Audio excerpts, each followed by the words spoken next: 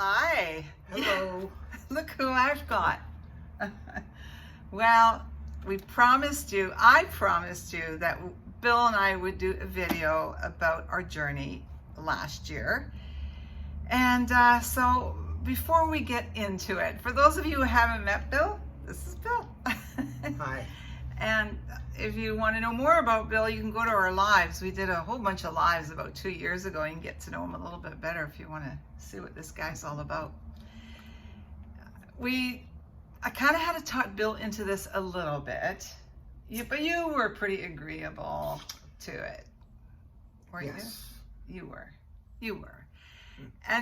But I think the important thing when we talk about this is our story, and a lot of times our generation, people don't talk about stuff like that. I mean, if there's problems or there's things or whatever, everybody sweeps everything under the carpet, and emotions and thoughts are quite often not something that we share with other people. Well, we're different.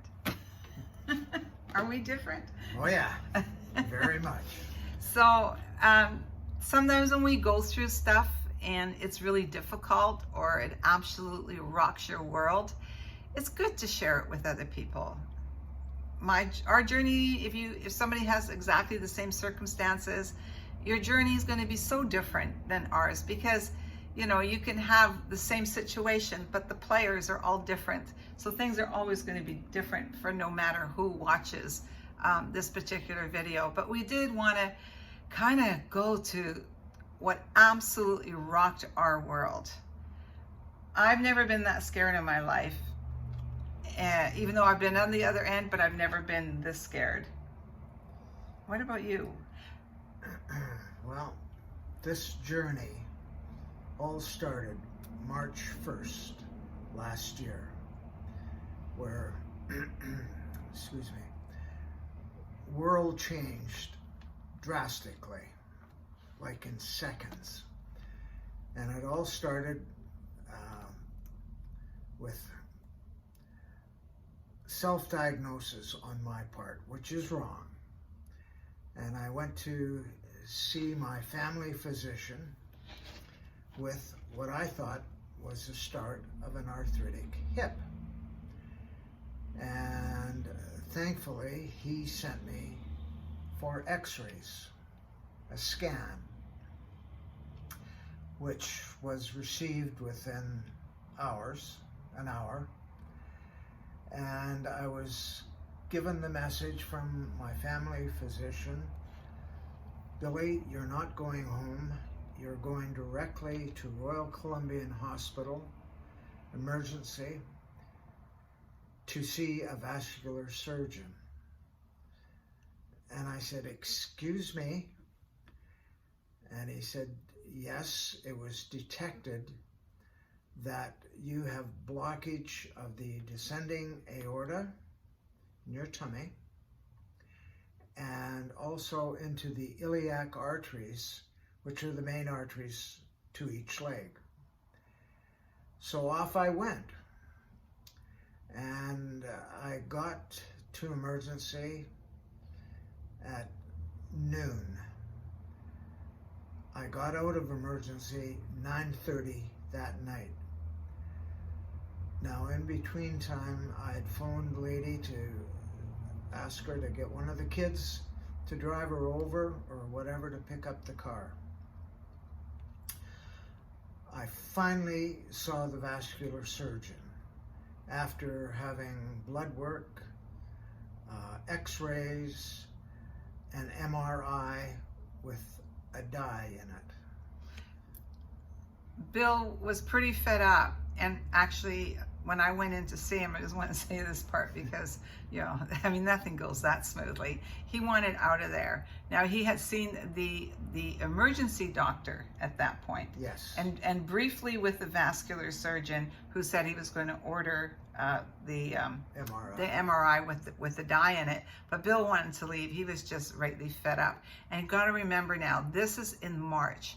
So this is when the virus is still going crazy. The emergency department is wall-to-wall chairs, all of that stuff. And it's crazy. And I say to him, no, you cannot come home. You have to stay here until they finish doing what they're doing. Okay, he was a good patient, but not a willing patient. The vascular surgeon gave me the lowdown with the new scan that he had ordered, and had been read by the radiologist. And the blockage were such that medication, Stents. Getting rid of it within the vessel was not an option. It was the size, the length, and the density that a bypass would have to be done. And the vascular surgeon, because of my age, I was 79, said that he'd rather not. And I could understand that. But he also said that at this point he was going to eliminate every other possibility of the pain, which was... Because, sorry, I'm being a good wife here, aren't I? Because Bill has had spinal stenosis for over 20 years. That's one of the reasons that he stopped working. So they wanted to rule out, because that was their first thought, that all this pain was from his spinal stenosis. Definitely was a possibility. And then, of course, there was the L4 and L5 vertebrae, which could also be causing it, which the further testing as the days went on eliminated. And that was that. Then, that was the first day of life-changing, March 1st. Then March 2nd. March 2nd came. And again, I get a call from my family physician. About 9 in the morning? Yep, 9 o'clock in the morning. And he said they saw a mass. Yeah. And then he was referring you. With the MRI that had been done the day before at the emergency, they found a mass in the bladder. And of course, now I'm off to see the urologist, who looked at it and did a scope immediately and said, yes, there is a mass. It's very new. It hasn't attached to the bladder wall. We'll be able to surgically remove that very simply by taking a camera and going up the urethra and remove it, which was done very quickly. And of course, following that, I had to be re-scoped every 3 months to make sure, for a year, to make sure that the growth hadn't come back. And of course, I'm through that now, and everything's fine. But the thing is that when we got that call at 9 o'clock in the morning on March the 2nd, so we had just not even digested the blockages and to get this call, because they, the doctor, his family physician, did say they suspect that this could be a cancerous mass, so we need to deal with this. And it's really funny how we process everything. So all of a sudden, we went from like, oh, well, you know what? If this hadn't have happened, which is, to have all these blockages, especially in the aorta, this is like big stuff, but they would never, if this hadn't happened, they would never have found. Very lucky. We were so lucky. So all of a sudden we went from like total emotions, oh my. Then we thought, well, we were feeling we'd been handed a gift. Yes. Right? Because we're going, oh my gosh, if this had gone undetected, how quickly could this have progressed, and we could be looking at a different story. So on both sides, we were feeling very hopeful. Although, so now it's like it sort of went back and forth. I felt like we were playing pickleball. Yeah. like okay, it's bad. No, it's good. It's bad. It's good. And so we were on our emotional roller coaster on how we were going to deal with. Yes. And a lot. So anyway, honey, I just very much so. Anyway, during the course of the next couple of months, I saw 7 specialists. remember that book I showed you guys in a video. Eliminating all other possibilities of the source of the pain, which I must say, all 7 fantastic doctors, super competency. I just can't say enough. And then the day of reckoning, October 19th. Well, that a few days before that were the day of reckoning. 19th is the day you had your surgery. I must say, I was a little frustrated because although I have since absolutely fallen in love with Bill's vascular surgeon, I mean, not only is he fabulous, he's good looking, he's got a sense of humor, and you guys became the best of friends because you had so many common things that you shared in common about schooling and all of that. But in the beginning, I didn't like him because, you know, he kept reminding us that this was a huge surgery, and at Bill's age of 79, you know, he kept saying, you know, this is huge. I don't know. I mean, he would come right out. I don't know if you'll survive. I don't know if you're going to have a massive heart attack on the table. And I'm just going like, oh my God, like, I'm just going, what a jerk. Why is he scaring us like this, right? But he wanted us to go, you know, realize what he was doing his job. He was doing his job, but at the time, of course, you know, I'm looking at it totally different. What do I know? I just want somebody to fix him. And so there was one more test that they had ruled out. Bill had seen a neurosurgeon, internist, a whole bunch of people. And so that was the biggest thing. They wanted to rule out the spinal stenosis because this is something he's, you know, had not all his life, but for the last 24, 25 years, right? Yeah. And there was one more test that they wanted to do. We went to the hospital. And of course, you got to remember, our lives are at the hospital. We get home, doctor's appointments. Who do we see? All the reports, everything. I mean, that was our life pretty well all of last year. Yeah. And so there was one more test that the vascular surgeon wanted to do. I don't even know what it's called. Vascular ventilation or something like that. What it is testing the blood flow in the leg.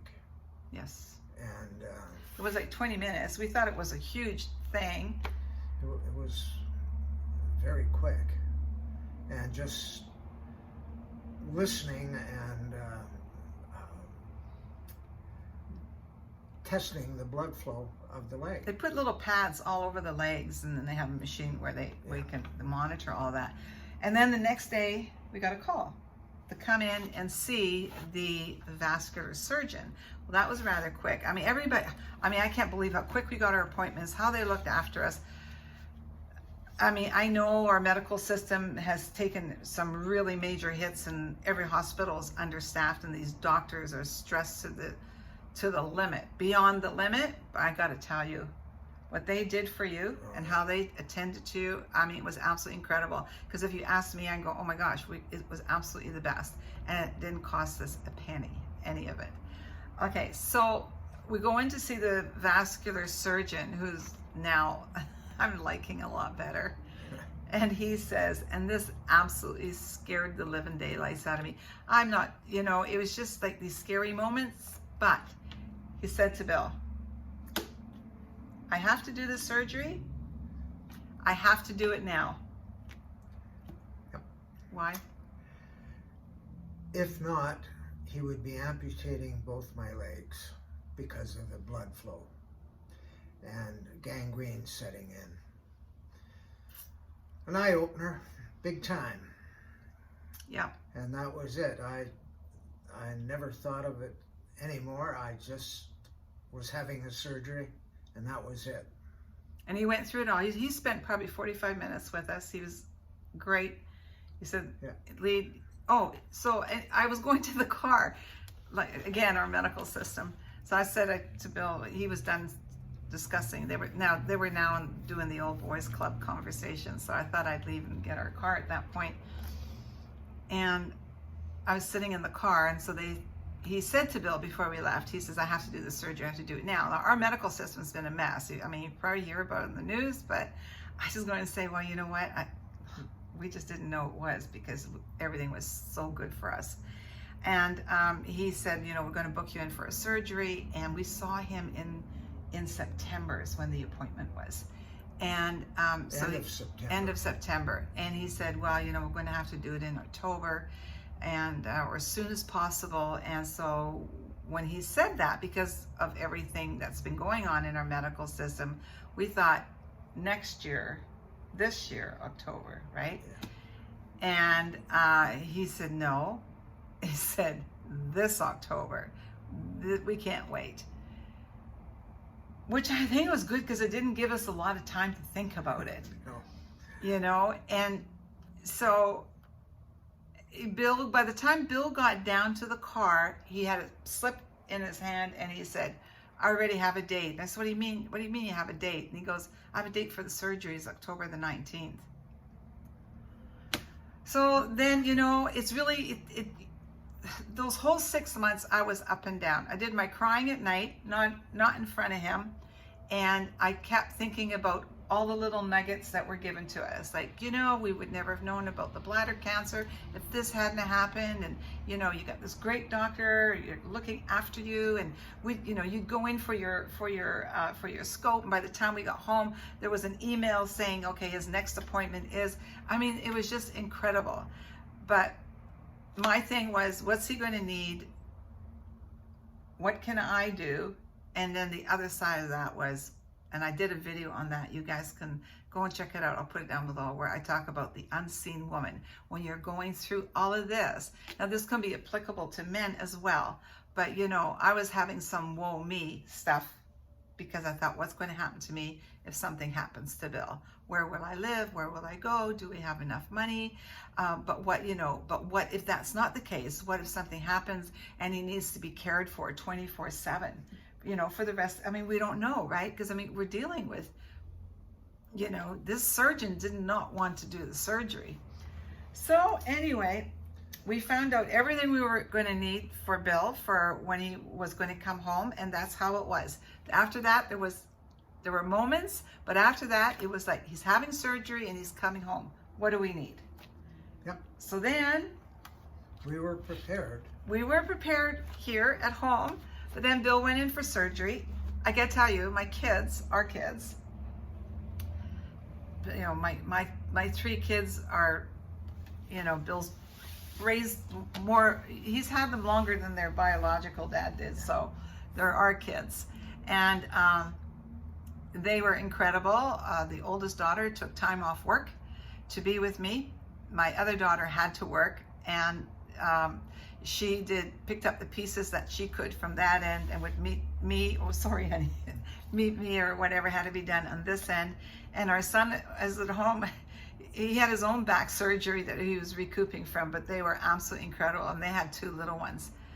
So anyway, but yeah, it's like a moment like that. It's I can truly say our family is our 3 kids. Yep. And their spouses, because they were incredible, like my superheroes. They all stepped up and kept me somehow normal. But Bill went in for a surgery. Christina and I took you in. Yep. And so Bill goes in, and the gal says, I don't think you should come any further. I've got him from here. And she takes Bill. And the surgeon had said to me, he says, Leedy, he said, as soon as Bill's out of surgery, I know everything's good, I'll call you. So then the gal came out and she said, it's no use you sitting here waiting. He's going to be in, the surgery's 5-6 hours, we're not sure. So I thought, okay, we'll come home. So we came home, and his surgeon called me and said, Leedy, everything went really well. Now, you know, he was really worried about doing this surgery. And Bill's healthy though. I mean, he's totally healthy up until this point. I mean, probably the biggest pain you've ever had is me turning you inside out about some issue. You know, I mean, he's been healthy. He golfs. I mean, up until his spinal stenosis, he skied, he played hockey. So yeah, this was crazy. Anyway, he came through. So I got permission to go in. They put him in critical care. So I got permission to go in and see him for about 5 minutes. That's all. So Christina and I mean, they let us in 5 minutes. That's it. And he had his own nurse. It's not quite like ICU, but sort of between ICU and putting you in your room. And then the next morning I could come back, and you don't remember any of this. And that's when they told me they had taken you out of bed because your blood pressure had dropped so low. They kind of had to pick him up as a little rag doll and try to get him to move to get his blood pressure back up. So you're not used to that living with me. Your blood pressure is usually pretty high. So anyway, I went back to see him the next day shortly, and I'd had a wonderful evening with my girls the night before. So anyway, so the second day, I'm not feeling very good in the evening. I'm feeling really, really lousy. And I go, well, maybe I should do a COVID test. Whoa, I tested positive. So now I got to make that call to the hospital and tell them that I just tested positive. I had been in their critical care unit that morning and the day before, although double masked, okay? Like masks were on because the hospitals were still implementing all of that. And they said, okay, thank you very much. So now I can't see Bill for 5 days, right? I got to do the isolation. We called the hospital several times to see if they hadn't even tested you, I think, by the second or third day. And you didn't know anything because the hospitals have access to the medications. So they just started giving him the medications that they have access to. So I was 5 days, but I was beside myself because one thing I do know about our hospitals, they're really short-staffed. But even before the short-staffed thing, I think when you're in the hospital, it's really good to have a family member who can be there and speak with the doctors, and you know, you need to have somebody that's going to advocate for you at all times. Well, this is the 6 days of my life that I don't remember 1 second. Just total blank. So you didn't know I was there or not? No. So our son... And I didn't know that I had COVID. Oh yeah, that's right, you didn't. Well, you were pretty well out of it. I mean, you had how many stitches in your whole abdomen? Like 70 something or whatever. Anyway, 80. Our son was unbelievable. He said, Mom, you get better. Don't worry about it. I'll go to the hospital. I'll go and stay there. And our daughter-in-law, works in one of the hospitals. She's got a pretty big job there. And she was incredible because when our son went home, she would come, or they would come together, and of course she speaks all the lingo that the physicians and specialists do, so we were able to get updated and all the information on what was going on with you, which was really important. Paul and Janine and Christina and Jody were unbelievable. Yeah. And Jonesy, he had to pick up the pieces at home. And just our son coming in to an environment where there's COVID. And I didn't realize it at the time, but anybody that came in the room was dressed in a yellow gown with masks, and I never thought anything of it. Well, mainly because I was out of it, that this was all COVID. So every time a nurse came in, she had to dress up, as did the doctor, the vascular surgeon who saw me every day. It was unreal. Yeah, he did. He was incredible. I don't want to use names, but boy, oh boy, was he incredible. Yeah. He really was. If you live in Vancouver, you need a reference, you can email me. He was wonderful. But, I guess the thing at the end of the day is here we are. Bill has been given a clean bill of health on his bladder cancer, and we'll go back in October of this year to Now it's every check 6 months, months. for a year. And he will see the vascular surgeon in October again, so they'll do whatever they do there. And of course, I mean, part of your well-being is the fact that I got to play nurse Well, quite a bit. the big part of it all was you. Oh.